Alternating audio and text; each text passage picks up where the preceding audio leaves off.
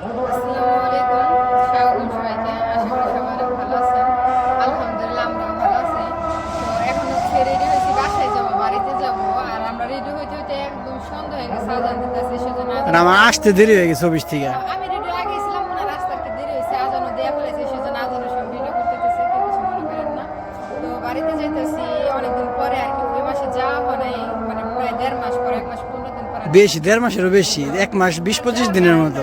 আমাদের কালকে পুরান বাড়িতে আর কি একটা মিলাদ আছে, সেই জন্য তো বলছিলাম যে এই জায়গাতে শুধু মিলাদে যাবো, আর কোথাও যাবো না।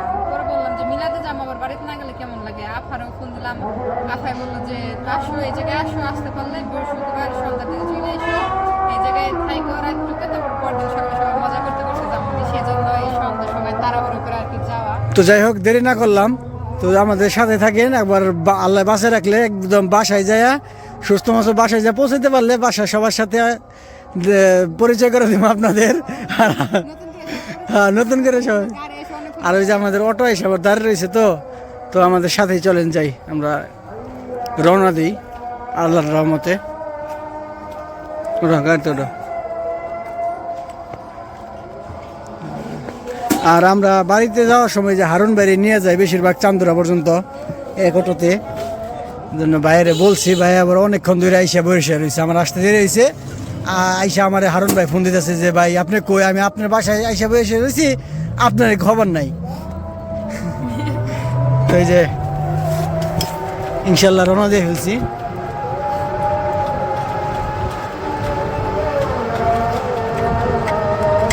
আর অবশ্যই যে আপনাদের তো প্রথমে বলা হয় নাই, আর আমার সাথে আমার আরেক বন্ধু যাবে।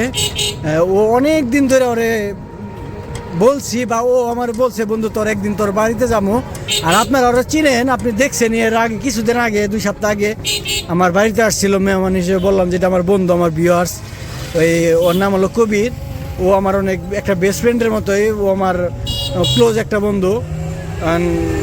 বললাম যে বন্ধু চল, যে বাড়িতে মিলাদ আছে, এই সুযোগে তোরে নিয়ে যাই, এলাকাটাও ঘোরা মনে, আমার বাইকতেও একটু বেরিয়ে আসিস। পরে ও রাজি হয় নাই, প্রথমে আমি জোর করছি, দেখে রাজি হয়েছে। তো ও আবার হলো কোনাবাড়ি স্ট্যান্ডে আছে, কোনাবাড়ি থেকে ওরে নিয়ে যাবো। ও অফিস থেকে একসাথে বেরোইছি, ওরে পারে ও বাসা থেকে রেডি হয়ে আসতেছে, আর আমরা এই জায়গাতে বেরোইলাম। তো চলেন যাই, দেখতে থাকেন নাকি। হ্যাঁ, অনেকদিন পরে বলতে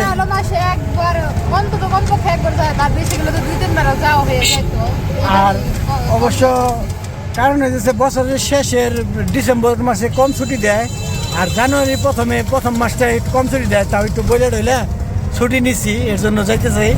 একবারে 2 মাসের কাছাকাছি যে বাড়িতে যাই না, প্রায় 1 সপ্তাহ মানে কম আছে, অনেকদিন পরে যাইতেছে, তো অনেক ভালো লাগতেছে। তো যাই হোক, আজানের সময় বেশি কথা না বললাম, তো দেখতে থাকেন।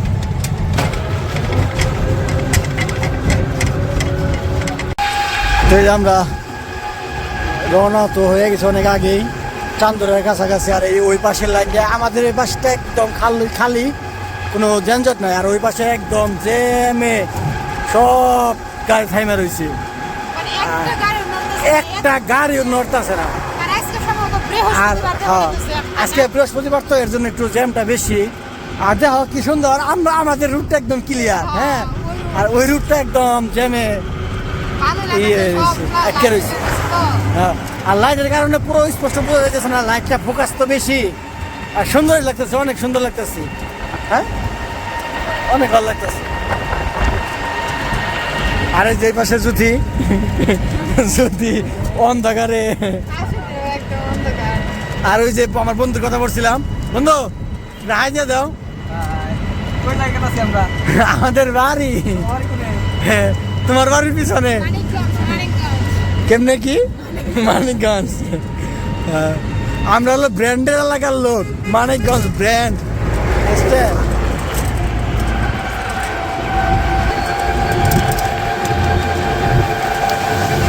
আর রাতে কিন্তু রাস্তায় বেরোলে অনেক ভালো লাগে, চারপাশে রাতের সিনারিগুলো অনেক সুন্দর লাগে, অনেক ভালো লাগে।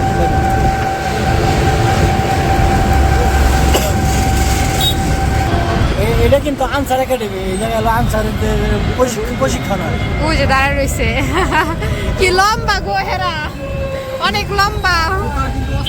হ্যাঁ, ভিতরে অনেক সুন্দর জায়গা। রাতের যে ভিউটা দেখলেই ভালো লাগে, শান্তি। একদম তো এই যেটা আমাদের হলো মির্জাপুরের রোড, টাঙ্গাইলের রোড। আমরা এখন এই জায়গা থেকে মির্জাপুর যাবো, চান্দুরা চলে আসছি। আর আমরা ছিল ফুট ওভারের ব্রিজের উপরে চান্দুরা। ওই জায়গা থেকে ওই যে এদিক দিয়ে ঘুরতে ঘুরতে নামতে হবে, ওই যে মানুষজন নামতেছে। আর এই যে কত গাড়ি যানজট হয়ে রয়েছে। আমরা ওই মাথা থেকে আজকে যাইতে তো দেখো কয়টা বাজে, হ্যাঁ দেখো কয়টা বাজে, জ্যামের অবস্থা দেখছো একদম খালি জ্যামই। গাড়িতে উঠলে আল্লাহ করলে একটু তাড়াতাড়ি যেতে পারবো, জ্যামে যদি না পড়ি। আচ্ছা তাহলে আমরা তাহলে হ্যাঁ, তাহলে চলো যাই, দেরি না করলাম। তো এই যে আমরা সাঁতরা স্ট্যান্ডে চলে আসছি। সাঁতরা স্ট্যান্ড থেকে আমাদের সেনজি স্ট্যান্ডে যাইতেছি। সামনে সেনজি স্ট্যান্ডে যাই, দেখি সেনজি ভাই নাকি। আর রাত হয়ে গেছে, আর জ্যোতি তো ভাবছে যে এলো মনে হয় শীত চলে গেছে, এলাকা মানে শীত নাই, এর জন্য পাতলা একটা সোয়েটার বেরে আসছে। আর শীতে দিয়ে সেনজির ভিতরে কাঁপাকাঁপি শুরু করছে। কিরাই বসলাম না সাইডে, একদম ঠান্ডা জমে গেছে। দেখ, সেনজি তো অনেকগুলো কারণ আছে। আজকে সেনজি ভাবছিলাম যে পামো না, কিন্তু কারণ হচ্ছে আজকে বৃহস্পতিবার তো সেনজি পামোই। অবশ্যই সামনে অবশ্যই যে অনেক সেনজি দেখা যাইতেছে, কোনো ভয় নাই যে গাড়ি পাবো না। আর গাড়ি না পাইলে তো অপশন আছে, আমার ছোট ভাইরে ফোন দিলে তো বিমানের মতো চলে আসতো। হ্যাঁ, হালি, হ্যাঁ, না চিনি না। হ্যাঁ, ও পিয়াজ, হ্যাঁ পিয়াজ, হালির মতো দেখা যাইতেছে।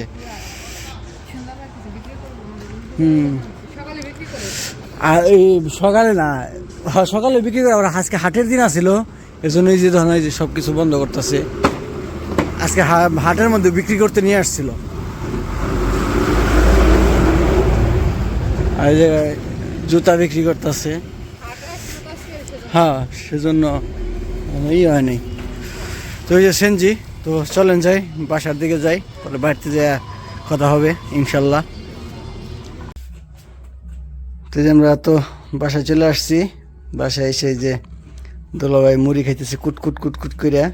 আর এদিকে যে ঠান্ডা শীতে যদি জমে গেছে গাড়িতে, এর জন্য যে ল্যাপের নিচে গেছে গা।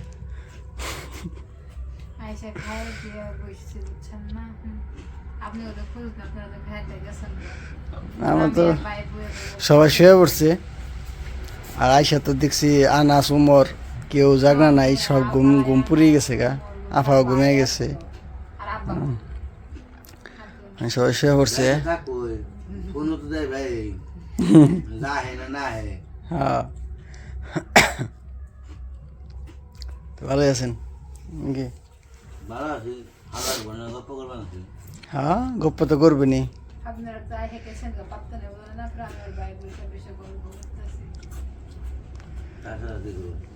তো যাই হোক, আজকের ভিডিও বড় করবো না, আজকের ভিডিও পর্যন্তই। সবাই ভালো থাকবেন, সুস্থ থাকবেন, আর আমাদের পাশে থাকবেন। আল্লাহ হাফেজ।